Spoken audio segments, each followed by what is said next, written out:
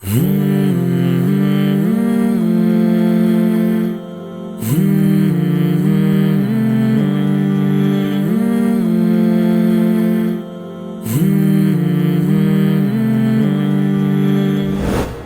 بالله من الشيطان الرجيم.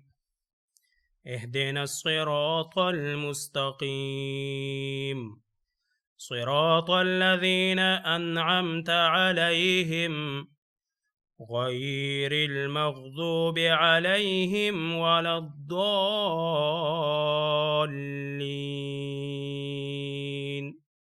آمين. سورة الفاتحة دی بل آیت کې اوس الله جل جلاله مونږ ته دا فرمایي چې اے زما بندگانو تاسو زما نه سیده لار وغواړئ. دی صورت ته محترم یو نوم سورة المسأله وي، منه د سوال کولو طریقه. دا صورت مونږ ته دا راښیي چې مونږ به د الله نه سوال په کومه طریقه کوو.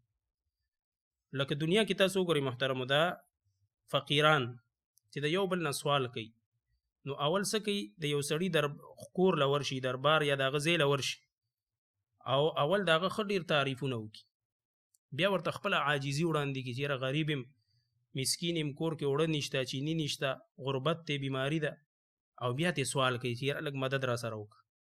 نو دغه شان محترمو دې صورت ته تاسو وګورئ، اول کې د الله جل جلاله تعریفونه ذکر شو، الحمدلله، بیا د الله جل جلاله نومونه ذکر شو، رب، رحمان، رحیم، مالک، هغې پسې د بنده عاجزي ذکر شو چې الله مونږ ستا معبودان یو، ستا غلامان یو، او تا نه مدد غواړو، تا ته محتاج یو. دا الله ته عاجزي شو. اوس ورپسې سوال دی تر اخره پورې. دا اوس الله مونږ ته فرمایي چې تاسو ما نه سوال وکړئ. دلته قولو پټ دی، مطلب تاسو داسې وغواړئ زما نه. او الله ګوره زموږ تربیت کوي چې تاسو زما نه وغواړئ. څه وغواړئ؟ نو دا الله مونږ ته نه ده پرېښی، ځکه که دا مونږ ته پرېښی وی نو کېدی چې مونږ د دنیا مالونه او د دنیا د مراتب او شهرتونه او دا هم غوښتلی وي. نو الله مونږ ته فرمایي چې ګوره تاسو ما نه هغه شی غواړئ چې هغه ستاسو دنیا او آخرت کې په کار راځي. هغه څه دی محترم او هدایت. نو ځکه ورپسې الله فرمایي اهدنا. نو دلته قولو پټ دی، منه تاسو ووایئ. څه ووایئ؟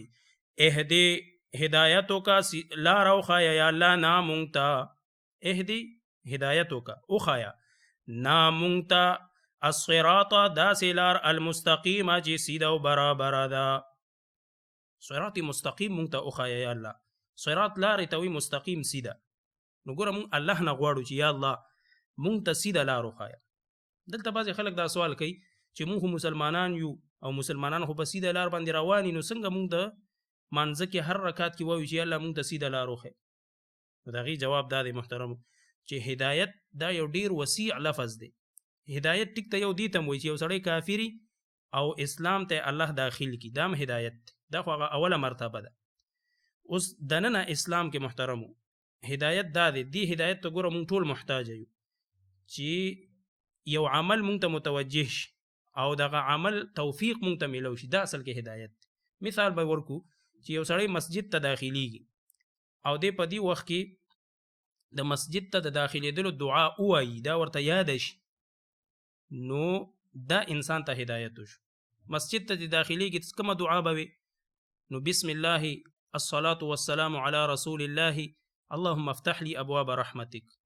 دا سنت کې راغلی دي چې اول به بسم الله وي، بیا به په نبی رسول درود وي، او بیا به اللهم افتح لي ابواب رحمتك.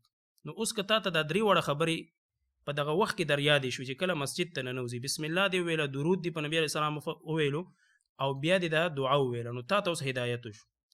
دارنګ مسجد نه چې روځي نو بیا به بسم الله الصلاة والسلام على رسول الله اللهم اني اسألك من فضلك اللهم عصمني من الشیطان الرجیم.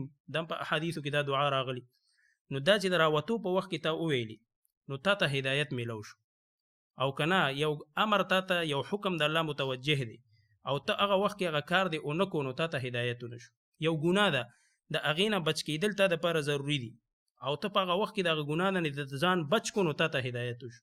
که دغه ګناه نه محترمو ځان مونږ ونه ساتلو نو مونږ ته بیا هدایت نه دی شوی په دغه مسله کې.